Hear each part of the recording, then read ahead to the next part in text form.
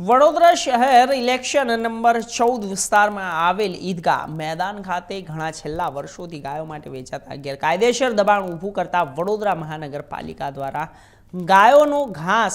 એક ટ્રક ભરી જમા કરવામાં આવ્યો હતો અને સાથે બનાવેલ ઓટલાનું દબાણ દૂર કરવામાં આવ્યું હતું। વડોદરા મહાનગરપાલિકા દ્વારા વારંવાર દબાણ દૂર કરવાની કામગીરીમાં આવતી હોય છે, પરંતુ અહીંના સ્થાનિક લોકો દ્વારા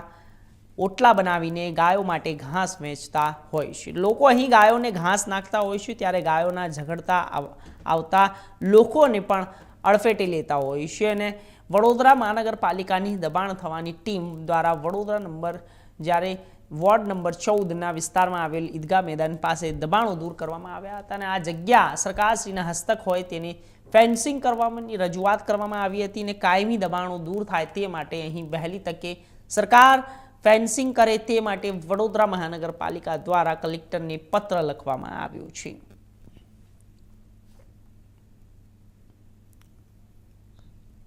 આપણે જણાવી દઈએ કે દબાણ દૂર કરવાની એક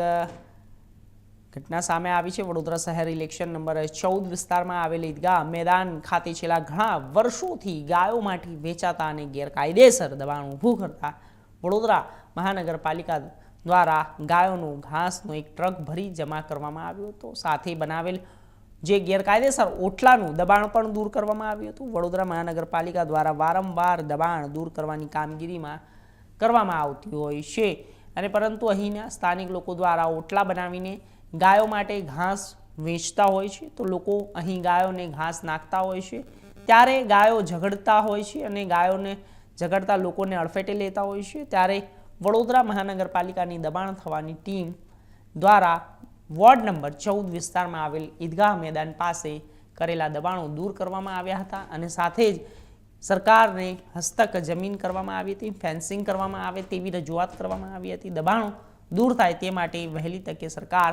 ફેન્સિંગ કરે તે માટે વડોદરા મહાનગરપાલિકા દ્વારા કલેક્ટરને પત્ર પણ લખવામાં આવ્યો હતો।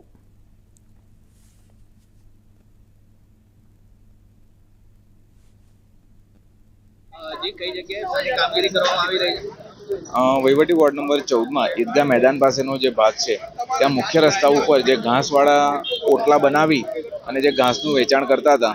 એમાં માર્કેટ શાખાનો જે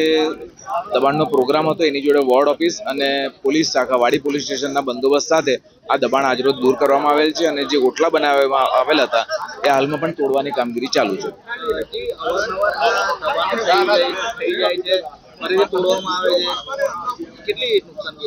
આમાં આ વખતે એ જ પ્લાનિંગ છે કે આપ જોઈ શકશો કે અહીંયા પાણી ડ્રેનેજ બધાની કામગીરી પેરેલલી ચાલુ છે